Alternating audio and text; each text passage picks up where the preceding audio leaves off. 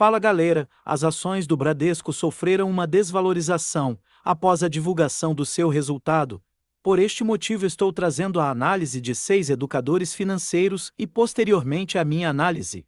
Fiquem até o final que o vídeo está demais. E o resultado de 2023, ele acaba sendo o pior resultado justamente desde essa era que eu acabei de descrever para você em 2014. Quando a gente compara o ano de 2022 com o ano de 2023, o Bradescão teve uma queda de 21,2% no seu lucro de um ano para o outro. Principal forma do banco ganhar dinheiro, fazendo empréstimos. Aqui está a carteira de crédito. Eu deixei destacado em amarelo aquilo que me chamou mais a atenção, porque tivemos uma redução na carteira de crédito, do crédito pessoal que o Bradesco oferece e também crédito direto ao consumo. Você está vendo aqui uma redução em variação percentual considerável de um ano para o outro, porque se você lembra do resultado do Santander e até mesmo se pegar ali o resultado do Itaú, a carteira de crédito sempre cresce. Então, no caso do Bradesco, chama atenção, porque ela não cresceu, algumas linhas ela teve uma diminuição. As pessoas jurídicas também temos aqui algo que chamou muito atenção, o capital de giro, que é aquele dinheiro que as empresas pegam emprestado para tocar o dia a dia do negócio, né? Tá faltando dinheiro no caixa, pega ali o empréstimo com o Bradesco para pagar fornecedor, para pagar salário, esse é o chamado capital de giro. O Bradesco vem oferecendo cada vez menos isso e também financiamento ao comércio exterior, uma queda bem grande. Toda vez que você vê número entre parênteses nos balanços das empresas, saiba que isso significa um sinal de menos.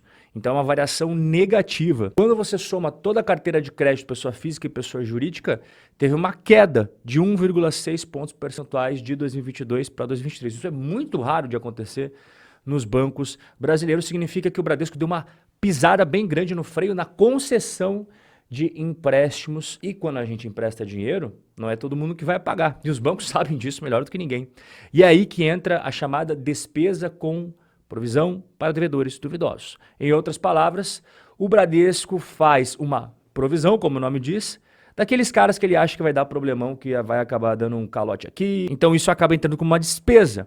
E quando você compara essa despesa de 2022 para 2023, teve um crescimento de 12%. Igual você está vendo aqui, ano passado fechou com 38 bilhões 461 milhões de provisão para devedores duvidosos. E aqui embaixo, as receitas com recuperação de crédito é aquilo que o Bradesco já tinha dado como perdido, mas que conseguiu recuperar, né? Foi lá, fez um acordo, achou bens dos caras, enfim, recuperou uma parte do crédito que ele já tinha dado como perdido. E essa receita, ela teve uma queda também. Eles conseguiram recuperar mais em 2022 do que em 2023. Então, quando você coloca tudo na balança, você vê que de um ano para o outro, o PDD acabou subindo 22,4%. Outra coisa que a gente sempre tem que analisar é a inadimplência. E aí a gente divide em dois grupos aqui.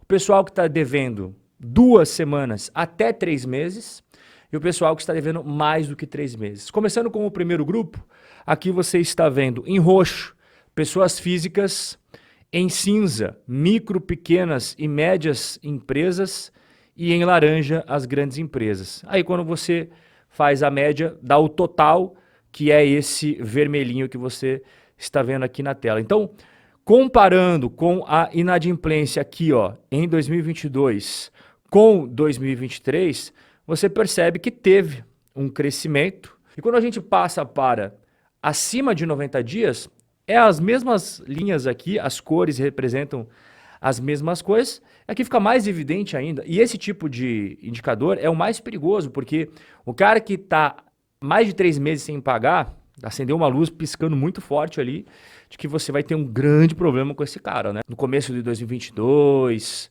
os índices de inadimplência eram bem mais baixos, né? Em 2023, eles acabaram se elevando. Bom, essa é a parte dos empréstimos. Agora, em contrapartida, as despesas aumentaram. Despesas com o pessoal, aqui vai salários, encargos, benefícios, crescimento de 6,4% de um ano para o outro. E despesas administrativas é propaganda, são os gastos que você tem com o pessoal ali que faz o processamento de dados, comunicação, prestação de serviços de terceiro, limpeza, segurança, tudo isso entra em despesas administrativas. Também teve um crescimento. E aqui embaixo a última linha são outras despesas. E essa outras despesas aqui teve um crescimento bem robusto, né, de 82%. Então, todas as despesas aqui acabaram aumentando. Pô, mas só teve coisa ruim no resultado do Bradesco? Não, teve uma parte boa, muito boa, por sinal, que foi a divisão de seguros. E quando a gente fala divisão de seguros, aqui dentro entra, óbvio, como o próprio nome diz, seguros, mas também previdência e títulos de capitalização. Isso daí trouxe bastante dinheiro para o Bradesco e ajudou muito a reduzir esse resultado que acabou sendo bem ruim em 2023. Se você olhar aqui embaixo, só essas operações de seguros, previdência, capitalização, teve um crescimento no lucro de 32% de 2022 para 2023. Show de bola, excelente. Mas no longo prazo, é um banco lucrativo e a prova está aqui na tela, né? De 2009 até 2023, você teve ali altos e baixos, mas quando você pega no longo horizonte, você evidentemente tem um crescimento dos lucros. É que agora, realmente, o banco está passando por uma situação desafiadora. E aqui está as cotações. Nesse mesmo período que você viu do gráfico anterior, 2009 até 2024, mais atualizado que a gente tem na bolsa, ó, o Bradesco subiu 292, quase 293%, e o Ibovespa no mesmo período 176. Então o Bradesco é uma das raras ações da bolsa brasileira que consegue superar o índice Ibovespa. Mas não significa que o Bradesco é um banco quebrado, pelo contrário, ele é um banco extremamente lucrativo, mas que está passando por um momento de dificuldade, ainda mais porque o seu maior concorrente, que é o Itaú, está nadando de braçada e ele não está conseguindo entregar os resultados. Nada com as próprias pernas. Acho que isso pro não é uma guinada ali, é uma mudança estratégica, talvez bem importante. Mas o principal, pessoal, é que o Bradesco tem geração de caixa para virar a rota. Esse colosso, esse titã, não precisa ir a mercado. Não espere você um follow-on no Bradesco ou uma emissão de debêntures. Não, você tem que imaginar que a recuperação vai ser lenta, mas ela vai ser cavalgada e financiada com as próprias pernas. Acho que isso para o longo prazo, pensando em yield, né, pensando em dividendo, principalmente bonificação, pessoal, quanto mais o Bradescão cair, mais atraente fica o valor, porque é uma empresa de valor. Pelo braço qual? Crédito, empréstimo? Não. Esse aí, o BTG, por exemplo, pode passar o Bradesco, outros bancos digitais podem passar o Bradesco. Aonde ele é irreplicável? No seguro. E esse seguro sempre vai ter um yield, sempre vai ter uma geração de caixa importante. Pelo menos a tese de investimento do Bradesco hoje, cada vez mais que a parte de empréstimo e crédito cai ou fica estagnada, é o seguro. O seguro cresceu 20%, pessoal. Então não pode passar despercebido para quem é investidor de longo prazo a parte dos seguros. Para quem é cético, né, fundos de investimento, por exemplo, que tem ali um horizonte de 12 a 18 meses, ou melhor, de 18 meses a 24 meses para alocar e gerar alfa, o Bradesco não é. Tá? Então, o fluxo de saída de institucional do Bradesco é o que está acontecendo hoje. Tá? Por quê, pessoal? O institucional, ele não quer uma ação que vai underperformar, como é a palavra da Faria Lima, entre 18 e 24 meses o benchmark, o CDI, eu não digo, mas o Ibovespa. Vamos entender então o que aconteceu no resultado. De cara, a gente vê aqui o lucro líquido recorrente indo para 2,8 bilhões, o que é abaixo do que eu esperava, abaixo do que o mercado esperava. Eu não vi o que o mercado achou do resultado, mas eu sabia o que ele esperava do lucro. Ele esperava que um lucro bem maior. A gente já vai ver. Então aqui um lucro aqui que fez cair então 37,7% em relação ao trimestre anterior. Em relação ao ano passado, o mesmo trimestre, subiu 80%, mas ele não conta, tem Americanas, né, tem aí um monte de coisa acontecendo. Então, em termos de lucro, não dá para a gente comparar assim. A margem financeira aumentou, então 1,7% em relação ao trimestre anterior. A margem a clientes diminuindo 2,6%, tranquilo, mas calma que a gente vai ver o porquê que diminuiu, a gente já vai chegar na margem no detalhe. E a margem a mercado aumentando também é bacana, porque a gente sabia já que ia dar esse salto por conta dessa Selic que vem caindo, então tranquilo, isso vai continuar a acontecer, né? Então a margem sem grandes surpresas. Quando a gente chega na provisão, aqui tá já um problema, um alerta aqui muito forte, porque a provisão foi 10,5 bilhões, é uma provisão gigantesca. E aqui que muito provavelmente está o problema, depois a gente vai entrar aí nos detalhes, tá? Então, provisão gigante, subindo aqui em relação ao terceiro trimestre, que já era forte, ficou ainda mais forte, enquanto a margem financeira líquida acaba, então, caindo por conta das provisões. O resultado de seguros foi muito bacana, deu um aumento aqui de um trimestre que já era muito forte, então parabéns aqui para os seguros, aumentando 2,6%, e a prestação de serviço foi ok aqui, tá? Enquanto a despesa operacional deu uma aumentadinha, muito aqui por conta que sempre no quarto trimestre tem esse aumento, né? Tem várias coisas aqui que acontecem em termos de despesa pessoal e tudo mais. Então vamos ter que ver o porquê, tá? Mas assim, não é de grande alarde aqui, grande preocupação. Então, vendo aqui a movimentação do lucro em relação ao trimestre anterior, temos a clientes aqui piorando um pouquinho, vamos ver o detalhe daqui a pouco, margem de mercado por conta da Selic, melhorando aqui. Aí as provisões nós temos massificado, melhorando, enquanto o atacado deu uma piorada forte, deu uma piorada bem forte aqui no atacado, né?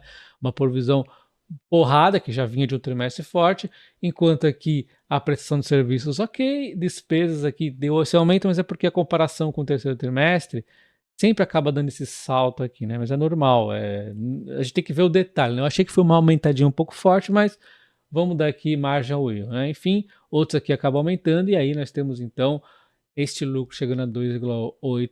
Lembrando que essa parte de outros aqui tem até questão de impostos, né? E faz então o ROE ir para 10, né? O ROE deu uma despencada. Por fim, chegamos então ao lucro do Bradesco, que cai 37,7% em relação ao terceiro trimestre, sobe 80% em relação ao quarto trimestre e fica 40,6% abaixo das expectativas, por exemplo, aqui da XP. E vamos agora então entrar nos detalhes do resultado do Bradesco. Começando aqui com as margens, já tinha visto que a margem subiu um pouquinho, com a margem aqui aos clientes caindo um pouco, enquanto a margem de mercado melhorou com a questão da Selic. Só que quando a gente entra nos detalhes da margem do cliente, a gente viu que a taxa média até que caiu um pouco. Vamos entender se isso aqui é ruim, o que o Bradesco está aprontando aqui. E a justificativa é que teve aqui uma mudança no mix de produtos, ou seja, os tipos de empréstimo estão rendendo menos também. Por quê? Porque eles estão buscando aqui menor risco. Então não tem problema, ele mudou aqui o mix dos empréstimos para poder ter uma inadimplência menor. Então, beleza. Quantidade de dias também não tenho o que dizer, né? Quantidade de dias, enfim. Então, na verdade, essa margem dos clientes teria até aumentado em relação ao terceiro trimestre. Então foi bem aqui a margem do cliente e de forma anual também nós temos o mix de produto atuando bastante aqui, tá? Então, enfim, em relação à margem do cliente, perfeito, ele atuou exatamente onde tinha que atuar, não há o que reclamar aqui. Dando uma olhadinha geral aqui na carteira de crédito, temos pessoa física aumentando um pouco, jurídica caindo, e os destaques ele põe aqui como carteira de crédito rural, que aumentou 12,1 em relação ao quarto T, e 9,8 no ano a ano, e o crédito imobiliário também deu um salto de 5,5 e 1,7. Então, olha só, são dois tipos de empréstimos aqui que são mais seguros, então é bacana ele fazer isso, porque a gente vê que é muito caro o custo aqui de emprestar errado. Você empresta errado, olha quanto tempo que o Bradesco está sofrendo ainda com isso. E aí a gente vem para a parte de seguros, que apresentou um ótimo ano, né, aumentando 32,2% aqui o resultado no ano. A gente podemos ver que os últimos 3 trimestres aqui foram fantásticos, né? Então a gente vê esse salto aqui no Vida, depois praticamente mantendo aqui meio que estável, deu uma aumentadinha nos ramos elementares, agora meio que estável, e a saúde vem aumentando aqui aos pouquinhos sempre, e também a capitalização. Foi muito bom aqui o resultado do Bradesco na parte de seguros, e o índice combinado então melhorando aqui, caindo para 89,4, melhorando aí, trimestre após trimestre, ele foi dando uma reduzida. E agora vamos finalmente então ao Guidance 2024, mas antes vamos ver o resultado de 2023. A gente tem a carteira de crédito expandida, que era esperado de 1 a 5, que foi 1,6 negativo. Então, olha só, decepcionou. Margem financeira total de 2 a 6, ele fez menos 1,8. Decepcionou de novo. Então, olha só como sai caro você sair emprestando para qualquer um. Basicamente isso, né? Teve que desacelerar os empréstimos, fazer uma filtragem melhor na inadimplência, sofreu com as provisões, tudo aqui saiu muito difícil, saiu muito caro para o Bradesco e fez inclusive provisões de 39,5 bilhões aqui no topo de um guidance que já era bem pesado. Então esse foi o erro, o custo aqui do erro do Bradesco, sair emprestando aleatório. Receita de prestação de serviço de 2 a 6 era esperada, veio menos 0,1, também deu uma leve decepcionada aqui. despesas operacionais, ficou próximo do topo. Mas eu vou dizer que foi ok. Por quê?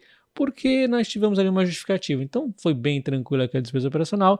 E o resultado de seguros aqui foi muito forte. O guidance era forte, ele foi lá e buscou o guidance. Então, beleza aqui. Vamos então para o ano de 2024. Eu acho que aqui é que pode ter justificativa em relação a essa queda do Bradesco. Carteira de crédito expandida vai crescer de 7 a 11, bacana, finalmente vai voltar ao crescimento, né? Margem financeira de 3 a 7, também bacana, vamos voltar aqui aos positivos, esperamos que isso aqui fique para o passado, né? E aí nós temos então a receita de prestação de serviço de 2 a 6, ele manteve o mesmo patamar do ano passado. Despesas operacionais vai desacelerar, beleza, então até agora está um bom guidance. E aí a gente vê o resultado de operação de seguros, que vai desacelerar o crescimento de 4 a 8. E a gente viu que, embora ele tenha dado um salto significativo em relação ao ano anterior, 2022, a gente viu que nos últimos 3 trimestres ele foi crescendo, mas foi crescendo devagarzinho. Então realmente é realista, né? Eu não sei se o mercado tinha essa percepção, mas dava para perceber, né? Ele está voando em relação a 2022. Mas em relação aos últimos trimestres ali, que já estavam muito fortes, ele está crescendo bacaninha ali, mas assim, sem milagres. Então, eu acho que é um guidance pertinente, enquanto as provisões aqui tem a surpresa, pelo menos para mim. Eu não sei o que o mercado vai achar. Olhar nos últimos 5 anos, principalmente o que eu falei do Bradesco lá em 2019, 2020, e estamos em 2024. Eu avisei em 2020. Eu vou procurar. Agora vamos acelerar. Bradesco é um banco também muito conhecido, mais de 70 milhões de clientes, é um bom banco, mas aonde estão as inovações? Isso que a gente quer saber. O que aconteceu? Saiu o resultado, ele teve um lucro recorrente maior, só que abaixo do esperado. O lucro veio em 2,88 bi e a galera estava esperando 4,57. As ações despencaram. A gente precisa colocar uma lupa nos números. A margem do Itaú subiu, do Bradesco caiu, a receita de prestação de serviço caiu, despesas operacionais subiram, inadimplência melhorou um pouco, mas os indicadores de ganho de receita pioraram. Então você está vendo o Itaú, que já tem um ganho grande, ganhando mais, e o Bradesco caindo. Eram bancos parelhos. Como o Itaú está fazendo, sei lá. É o que eu disse, está me cobrando Pix. Eu acho que o Itaú está me cobrando até folha de cheque. Folha de cheque.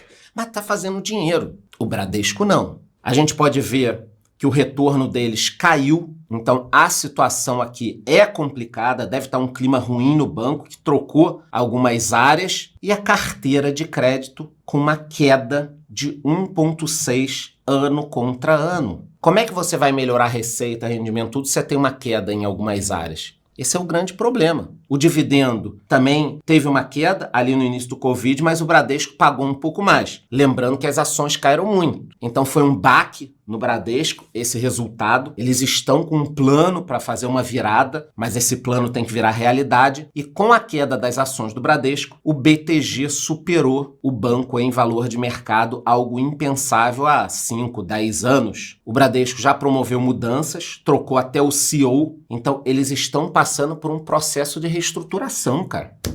Vamos fazer um comparativo rápido agora do que a gente tem. Então, olhando o lucro por dia, os bancos seguem uma máquina de fazer dinheiro. Vocês têm que parar com essa história de que bancão vai morrer. Isso foi uma das maiores babaquices que eu já vi no mercado nos últimos tempos. Qual a minha conclusão? Vou dar a minha opinião de economista. O que aconteceu? Olhando o preço das ações nos últimos 5 anos, o Itaú caiu 7 e o Bradesco caiu 54. O que aconteceu aqui? Nessa briga dos dois, Itaú versus Bradesco, na minha opinião, e eu falei isso antes de acontecer, não porque eu sou um mago, é só você olhar. O Itaú lá atrás percebeu o seguinte: porra, a gente tá ficando ultrapassado. Esse modelinho agência, talão de cheque, saque em dinheiro, depósito na boca do caixa, esse modelinho tá ultrapassado. Eu preciso ir para a modernidade. O que ele fez? Além de melhorar o seu próprio ecossistema, ele comprou a XP, teve umas brigas lá, mas ele entendeu como fazer bolsa, o valor multiplicou, ele vendeu a XP, então ele inovou aqui, ele aprendeu e inovou, tá na bolsa. Depois, agora, comprou a Evno, tá lá, a Evno tá funcionando numa boa, não tá estragando a Evno. Comprou a Lick, tá lá funcionando. Já o Itaú vai ter cripto no aplicativo, pode anotar aí, já tá aparecendo, só não tá funcionando. Então, o Itaú ele tem muito dinheiro e está em busca de novos negócios, em busca de inovação, precisa crescer, precisa estar em todos os ambientes. O que aconteceu com o Bradesco é que nos últimos anos o Bradesco continuou fazendo a mesma coisa de sempre. Só que nesse momento a mesma coisa de sempre funciona. Você não pode ignorar o lucro absurdo que o Bradesco ainda dá. Só que ele não está conseguindo ir além, ele não está conseguindo acompanhar o Itaú. Ele não acompanha. O lucro do Itaú é maior que Bradesco e Santander juntos. Por quê? Porque o Bradesco não está fazendo nada. Cadê o Bradesco na bolsa? Ah, tem a corretora não sei o quê, que ninguém usa. Ninguém usa. Cadê o banco digital? Ah, tem um banco digital que milhões de clientes. Porra, milhões. Cadê os milhões?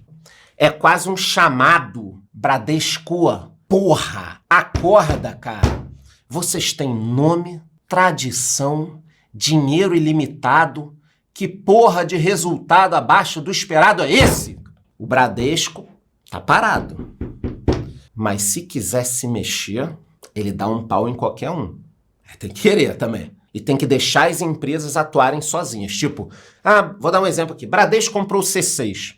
Eu já te digo agora o que precisa para dar certo. Deixa os caras funcionando. Injeta dinheiro, pluga, pluga um cano no C6, soca dinheiro lá dentro, óbvio que cuidando, mas soca dinheiro e mete todo mundo usando essa porra. Milha, Ponto, C6, Anitta, porra, compra canal de finanças. Caralho, 4. Agora, seguro, conta corrente, é legal, dá dinheiro, mas não é só isso o futuro. Porque o pior, minha conclusão, o Itaú tá ganhando, no curto prazo vai continuar ganhando, como eu falo há 5 anos, mas o Bradesco tem um negócio mais importante para continuar, tradição e dinheiro. Você faz o que quiser. Eu prefiro ainda o Itaú, mas estou de olho no Bradesco. Ficou muito barato e parece que eles acordaram. Sobre o efeito de Cielo, que vai fechar a capital, o Bradesco e o Banco do Brasil decidiram fechar a capital de Cielo, e segundo as análises lá da Research do BTG, seria o banco mais beneficiado com esse fechamento de capital, e aí ela subiu mais de 6% ontem. Só que aí à noite divulgou o resultado, e o resultado veio abaixo das expectativas, entregou um resultado ruim, e as expectativas para 2024, o guidance, tudo que o próprio banco divulgou, também não foi interessante, mostrando aqui que não há, cara, porque uma coisa foi ruim, e aí você mas a expectativa é que a gente vai reverter absurdamente, vai melhorar, aí não é essa a expectativa que eles passaram, são números que eu também não gostei para 2024, e o mercado inteiro não gostou, e hoje estava caindo mais de 15%. Tem um fundo ali no gráfico na região de R$13,50, estava na casa de R$14, então graficamente tem espaço para cair um pouco, e aí caindo a R$13,50, aí eu vou começar a avaliar para fazer alguma operação com opções, que eu gosto de operar opções bastante, e aí de repente vai chegar na região de suporte e pode ficar interessante. E assim, o pessoal acaba olhando o Bradesco, né? Parece que o Bradesco, ele teve prejuízos, né? Assim, não foi o lucro esperado, mas, nossa, ele se precifica como o Bradesco fosse falir. Você acha que o mercado também acaba batendo muito assim, Mira? Mais ou menos, o que, pelo menos os gringos, eu estava olhando a análise não sei se foi do JP Morgan, do Citi, que eles estavam falando que na visão deles, acho que foi até recomendação neutra de venda do Banco Gringo, acho que umas semanas atrás, porque eles estavam vendo a grande dificuldade que o Bradesco talvez tenha no futuro para enfrentar os bancos digitais, já que ele não é um banco como o Itaú, tão forte como o Itaú, então vai sofrer mais com outros bancos, outras fintechs e bancos digitais. A queda da taxa de juros, a queda da Selic ajuda a carteira de crédito do Bradesco, porque o Bradesco é muito voltado para pequenas e médias empresas, são os que mais sofrem com a alta de taxa de juros, então deve ser beneficiado com a queda da taxa de juros, mas isso é algo que a gente talvez perceba ao longo de 2024 e 2025. Mas assim, é um banco que vai falir, que vai quebrar, que caramba, o mundo acabou longe disso. Muito longe. Né? Muito longe disso. A questão é expectativas, porque o mercado ele sempre tem uma expectativa muito grande, caramba, vai ser cada vez melhor e melhor, e apresentou um baita resultado, não, o próximo tem que ser melhor ainda, isso é muito difícil. Acredito que a ação está barata e irá demorar um tempo para se recuperar, porém por se tratar de um dos maiores bancos brasileiros, Dinheiro não é o problema. No seu plano estratégico, o Bradesco pode incluir a aquisição de outras empresas do setor financeiro, como corretoras de valores e bancos digitais. Irei seguir apostando no Bradesco para o longo prazo.